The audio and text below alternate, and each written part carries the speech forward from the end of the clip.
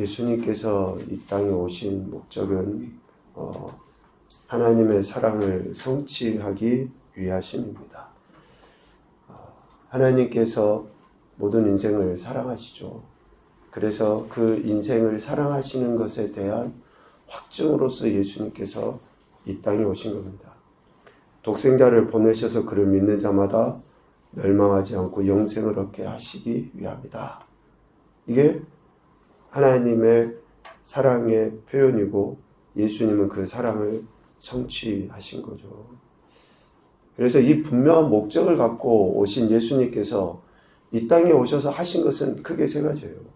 회당에서 가르치신 거, 천국 복음을 전파하신 거, 모든 병과 약한 것들을 고쳐주신 거.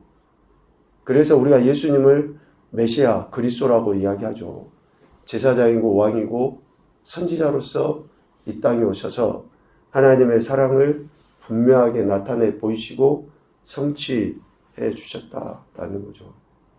그래서 하나님의 사랑을 받는다, 또 아니면 받았다 라고 이렇게 표현하는 것들은 결국 뭡니까? 예수님의 존재와 사역을 믿는 것을 의미하는 거예요. 우리가 하나님 사랑을 받았다 라고 하는 것은 어떻게 하나님 사랑을 받았다라고 표현합니까? 또 하나님 사랑을 안다 라고 하는 것은 예수님의 존재와 사역을 믿는 걸 가지고 이야기를 하는 거고, 예수님의 존재와 사역을 믿는다라고 하는 그 표현은 뭐예요? 예수님 말씀에 순종한다라는 것을 이야기해요. 그래서 첫째 계명이 하나님을 사랑하는 거고, 둘째 계명이 그와 같이 이웃을 사랑하는 거라고 했는데, 우리가 사랑한다라고 이야기할 때 그 사랑은 그 말씀에 대한 태도, 그 말씀을 듣고 순종하는 것을 의미하는 거죠. 그러니까 하나님의 사랑을 받은 인생은 예수님과 예수님의 말씀에 순종하여서 멸망하지 않고 영생을 얻는 그 인생이라는 것을 의미하죠. 그러니까 우리가 예수님을 믿는다고 하는 그 순간부터, 또 예수님의 말씀을 듣고 안다고 하는 그 순간부터 어떻습니까? 하나님의 사랑을 받은 인생이 되었다라고 이야기하는 거예요. 이미 우리는 하나님의 사랑을 그렇게 받은 거죠. 그런데 그 사랑을 받은 인생들은 그 시점부터 하나님의 사랑을 받았다, 예수님을 믿는다, 이런 표현들을 우리가 다 하는 그 시점부터 뭐가 시작이 되냐면요. 갈등이 시작이 돼요. 갈등이. 환란이 시작된다라는 거예요. 지금 세상 사람들이 이야기하는 환란, 핍박, 전쟁, 이런 것들 이야기하잖아요. 그런데 언제부터 그러한 진짜 환란이, 핍박이, 전쟁이, 갈등이 시작되냐? 이것은 예수님을 믿는 그 순간부터 시작됩니다. 왜요? 하나님을 모르고 하나님을 믿지 않고 살 때는 그거는 갈등이 아니에요. 왜? 죄성을 가진 우리 인간이 그냥 자연스럽게 살아가는 거기 때문에. 저들은 전쟁이고 갈등이고 환란이라고 이야기하지만 그렇지 않아요. 그냥 표현이 그렇지만 안 믿는 대로, 생긴 대로 그냥 저들은 살아가는 거고, 우리는 생긴 대로가 아니라 하나님을 믿고 하나님의 말씀을 믿고 예수님 믿기 때문에 우리 안에 있는 내적인 그 갈등들이 생기는 거예요. 죄성을 갖고 있는 우리들, 죄성대로 살지 말라고 이야기하셨으니까 그것에 대한 갈등이 생기는 거죠. 안 믿는 사람들은 이런 갈등이 없어요. 그러나 예수님을 믿는다고 하는, 사랑을 받았다고 하는 그 순간부터 우리에게 이런 내적인 유혹, 우리가 가진 그 죄성과의 싸움이 계속 시작이 되는 거죠. 그리고 외적인 유혹이 또 시작이 됩니다. 적 그리스도라든지 하나님을 믿지 않는 인생들이 하나님을 믿는다고 하는 우리들을 계속 핍박을 해요. 이러한 시험과 환란이 있게 돼요. 그것이 바로 24장 5절부터 28절까지 이야기하는 그러한 모습이에요. 마지막 환란 때에 나타날 그런 징조 현상들에 대해서 이야기하죠. 이러한 징조와 그 현상들이 바로 예수님을 믿는 그 순간부터 우리에게 주어지는 거예요. 우리는 자연재해나 뭐 이러한 현상들을 보고 마지막 때다 라고 이야기하지만 세상 사람들은, 안 믿는 사람들은 말세야 이야기하면서도 마지막 때라는 것을 몰라요. 몰라. 왜? 안 믿었을 때 그 과정을 계속 그렇게 살아왔으니까. 그런데 믿는, 하나님의 사랑을 받고 예수님 믿는다고 하는 그 순간부터 우리에게는 이 두 가지 유혹, 내적인 유혹과 외적인 유혹이 매 순간 교차하여서 나타나게 되어 있습니다. 그러니까 내적인 갈등이 있잖아요, 우리에게. 그러면 우리가 어떻게 해야 될까요? 감사해야 되는 거예요. 아, 그래도 내가 예수님을 믿고 있으니까 그나마 이런 갈등이 있구나. 어제 시간에도 이야기했잖아요. 죄는 안 가르쳐도 죄를 잘 짓는다니까요. 우리는 그냥 죄인이니까 죄는 안 가르쳐도 죄는 지어요. 아무런 갈등이 별로 없어요. 양심이 있어서 조금 눈꽃만큼의 양심의 가책이 있는 사람은 그나마 나아요. 그런데 웬만한 사람들은 별로 그것도 가책으로도 느끼지 않고. 그러나 예수님을 믿는 우리들은 이러한 내적인 유혹이 믿는 순간부터 생기게 돼요. 왜? 하나님의 사랑, 하나님의 말씀은 그렇지 않기 때문에 그렇습니다. 계속적으로 이게 교차하여 나타나는데, 그럼에도 불구하고 이런 내적인 유혹, 외적인 유혹 가운데 13절 말씀해 보면, 24장 13절, 끝까지 견디는 자는 구원을 얻으리라 라고 이야기해요. 끝까지 견디는 자는. 그 내적인 외적인 갈등이 없어서가 아니라 있음에도 불구하고 끝까지 견디는 자는 이에요. 끝은 5절부터 나열한 여러 가지 재난과 박해, 그리고 공동체의 분열이 있을 그런 고난의 기간이 끝날 그때를 이야기해요. 그러니까 정말로 개인적인 종말이든지 우주적인 종말이든지 그 어느 한 시점, 그때가 끝이에요. 그때가 끝입니다. 끝까지 견디는, 즉 굳게 서는 거예요. 참아내는 것을 의미합니다. 이것은 단순히 수동적인 그런 참는 것을 의미하지 않아요. 이러한 내적인, 외적인 이런 유혹들이 있음에도 불구하고 그런 고난 속에서도 자신의 그 내면적인 신앙, 믿음을 저버리지 않고 또 그 소망, 예수 그리스도를 믿는 자에게 주신 그 소망의 끈을 붙잡고 버텨내는 거예요. 그러니까 수동적인 상황에서 내가 그냥 참는다, 참아, 이런 차원이 될 수가 없다니까요. 적극적으로 우리에게 주신 믿음, 그리고 그 소망을 붙잡고 쟁취하는 거예요. 쟁취하는 거. 견딘다라고 하는 그 말은. 이런 이야기를 하면 우리가 견뎌낸다, 참아낸다 그러면 여러분 우리 인간의 의지로 한다고 생각하시면 안 됩니다. 당연히 기본적으로 우리 안에 성령 하나님이 계시는데 우리 인간의 힘으로 참아냅니까? 어떻게 참냐고요, 우리가. 당연히 성령 하나님이 우리 안에서 우리가 하나님의 은혜를 구하고 버텨낼 수 있도록 영적 싸움을 싸우려 할 때 도우시지 안 도우시겠습니까? 견뎌내는 거예요. 천부에서 이야기합니다. 성령 하나님의 도우심으로 인해서 견뎌내는 거예요. 그런 자들이 뭘 얻습니까? 구원을 얻어요. 구원을. 끝까지 견디는 자의 보상이 구원입니다. 이 구원은 종말론적 그런 심판의 때에 얻게 되는 최종적인 그런 구원이 하나 있고, 또 이 구원은 매 순간 견뎌 나가잖아요. 그런 매 순간 견뎌 나갈 때에 우리 삶의 현장에서 현실적으로 하나님께서 베풀어 주신 그 은혜들이 있어요. 우리가 견뎌 나갈 때에 우리가 딱 죽고 난다든지 아니면 예수님이 오셔서 심판하실 때라든지 그때만의 구원이 아니고 견뎌가는 그 순간의 과정 속에서 하나님께서 주시는 은혜가 우리에게 주어지는 거예요. 그것이 구원이거든요. 그래서 구원을 다른 표현으로 사도 바울이 표현한 것처럼 이야기하면 완전한 영혼의 구원이 있지만 또 하나는 뭐예요? 지금 이 순간에 성령 하나님 안에서 얻게 되는 의와 평강과 희락, 즉 하나님 나라예요. 그러니까 예수님을 믿고 지금 우리가 이 마지막 때를 살아간다라고 할 때의 보상은 뭡니까?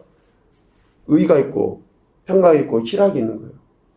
그러니까 정말로 문제가 있고 갈등이 있고 앞서 이야기한 것처럼 내적인 갈등, 외적인 유혹들이 끊임없이 도사리고 있음에도 불구하고 예수님 믿는 사람들은 세상 사람들하고 좀 차원이 다르잖아요. 좀 힘들고 어려워도 불평하고 원망하고 그러는 것이 아니라 예수님으로부터 얻게 되는 이런 승리, 견디었다라는 것에 대한 그 승리의 기쁨이 우리 안에 있잖아요. 이런 것들로 하루하루 살아가는 거죠. 주님이 진짜 이 땅에 오실 때까지, 아니면 내 생명이 이 땅에서 끝날 때까지. 그러니까 죽음의 그 순간을 맞이야 하더라도 어떻습니까? 여러분, 임종을 맞이하신 믿는 사람들의 모습을 보면 한결같이 그렇게 대부분 다 이야기하시더라고요. 참 얼굴이 평안하시더라. 왜 그 이야기를 해요? 그분들이 죽음이라는 것이 두렵지 않고 죽음이라는 것이 정말 공포스럽지 않은 것이 아니라 죽음의 그 순간에도 하나님 나라가 그들 안에 있었기 때문에 그런 소망 안에서 그런 것들이 있는 거잖아요. 그런데 우리의 삶의 모습 속에 이런 승리함이 없어. 이런 의와 평화가 희락이 사라져 버렸어. 그러면 그것이 진짜 구원받은 것의 모습인가? 그래서 결국 하나님을 사랑하는 자, 예수님의 말씀을 듣고 순종하려는 자들에게는 내적인 외적인 시험과 유혹이 있기 마련이지만 그것을 이겨내고 하나님에 대한 사랑, 예수님의 말씀에 순종하는 열정으로 살아가는 것이 구원의 삶, 구원받은 자의 삶이라는 것을 이야기합니다. 이러한 사람들이 궁극의 구원을 얻게 돼요. 궁극의 구원. 심판의 주님이 이 땅에 오실 그때에 궁극의 구원을 얻게 되는 거죠. 오늘 우리가 읽은 본문의 말씀에서도 이런 이야기를 해요. 특별히 29절부터 35절까지의 말씀에는 마지막 날 그 끝은 반드시 있다라는 것을 이야기해요. 여러분, 우리가 지식으로 지금 이 이야기를 들어서는 안 됩니다. 우리가 알고 있는 차원에서 머물러서는 안 돼요. 마지막 때가 있다? 뭐 당연히 있겠지. 이게 아니에요. 왜 이런 이야기를 하시는가? 지금 우리의 삶이 어때야 되는가라는 것을 가르치시기 위해서 29절부터 35절까지의 이야기는 하는 거예요. 무화과 나무에 가지가 연화해지고 잎사귀를 내면 여름이 가까운 줄 아는 것처럼 5절부터 28절까지의 일들이 일어나는 것을 보면 이런 내적인 외적인 이러한 그러한 갈등이나 환란들이 있는 것들을 일어나는 것들을 보면 33절 이야기합니다. 인자가 가까이 곧 문 앞에 이른 줄을 알라. 그러니까 예수님을 믿는 그 시점부터 우리는 여전히 마지막 때를 지금 살아가고 있는 거예요. 예수님을 믿는 그 시점부터. 그러니까 예수님을 안 믿는 사람들은 지금도 마지막 때를 모른다고요. 마지막 때인지 아닌지. 왜? 내적인 갈등이 없으니까. 그러니까 마지막 때라고 표현하고 준비할 수 있는 사람들은 누구예요? 안 믿는 사람들은 뭔가를 준비하긴 하는데 마지막 때를 준비하는 거 아니에요. 우리는 마지막 때를 준비하죠. 왜? 예수님 믿는 그 시점부터 마지막 때가 있다는 것을 비로소 알게 되기 때문에 그렇습니다. 인자가 가까이 곧 문 앞에 이른 줄을 알라 라고 말씀하신 거죠. 마지막 날 끝은 반드시 있다는 거예요. 자연의 이치보다 더 정확하게 끝이 있다는 것을 알 수 있는 이유가 뭐예요? 이런 자연 현상을 보면서 추측은 하죠, 우리가. 그런데 이 자연 현상보다 더 정확하게 확신할 수 있는 이유가 뭐냐고요. 35절. 내 말은 없어지지 아니하리라. 내 말은 없어지지 아니하리라. 즉 예수님의 말씀 때문에 우리가 더 자연의 이치보다도 더 정확하게 확신할 수 있는데 모든 만물을 창조하신 주권자로서 하신 말씀을 신실하게 이뤄가시잖아요. 예수님은. 예수님께서 하신 말씀, 하나님께서 하신 말씀이 뭡니까? 마지막 때가 있다. 이렇게 말씀하셨으니까 그런 거예요. 다른 이유가 아닙니다.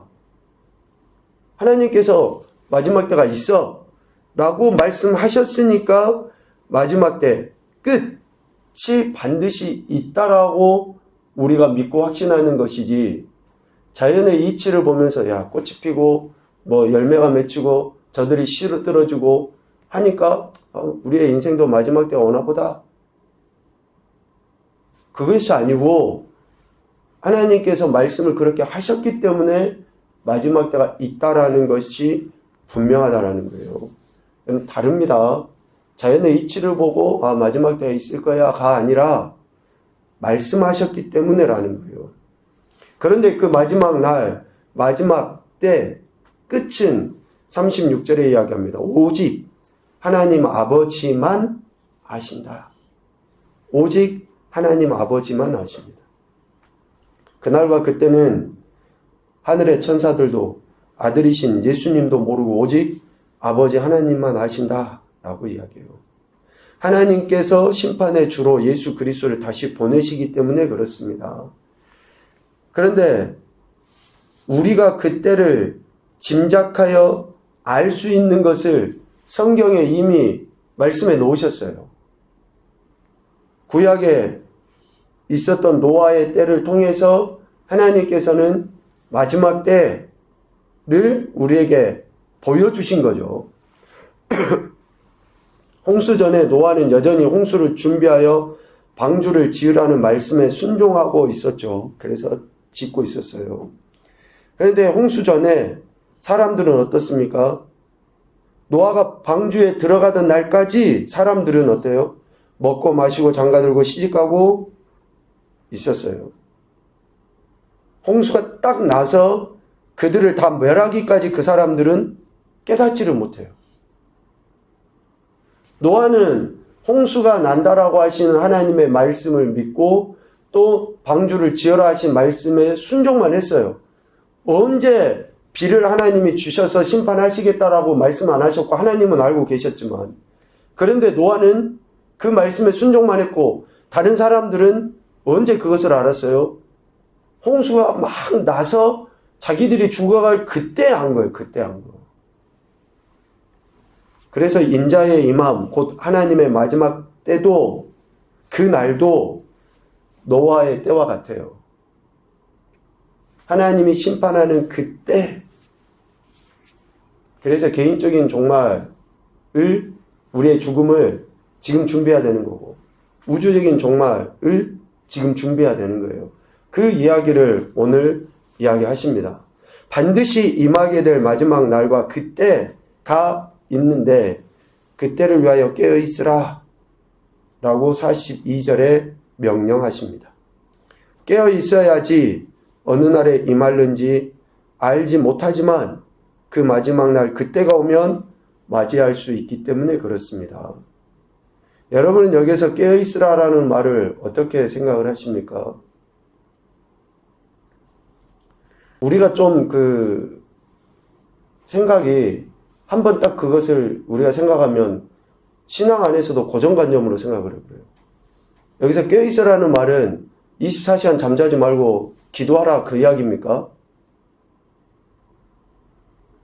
여러분 위의 말씀을 한번 봐보십시오. 40절, 41절 그때에 두 사람이 밭에 있음에 한 사람은 데려가고 한 사람은 버려둠을 당할 것이요. 두 여자가 맷돌질을 하고 있음에 한 사람은 데려가고 한 사람은 버려둠을 당할 것이니라. 여기에서는 기도의 이야기를 하는 게 아니에요. 깨어있으라는 이야기는. 그 마지막 때를 위해서 자기가 해야 될 일을, 감당해야 될 일을 하라는 거예요. 감당할 일을. 그러니까 우리는 몰라요. 두 사람이 똑같이 밭을 갈고 있는데 어떤 사람이 진짜로 밭을 갈고 있고 어떤 사람이 흉내내고 있는지 몰라요. 어떤 사람이 맷돌질을 하고 두 사람이 하고 있는데 어떤 사람이 진짜 맷돌질을 하고 있고, 갑자기 그 생각이 드네요. 맷돌을 두 사람이 이렇게 갈 수 있잖아요. 근데 한 사람은 손으로 힘을 주고 있는데 한 사람은 그냥 그것만 잡고만 있는 거야. 그러니까 한 사람이 실질적으로 갈고 있는 거죠.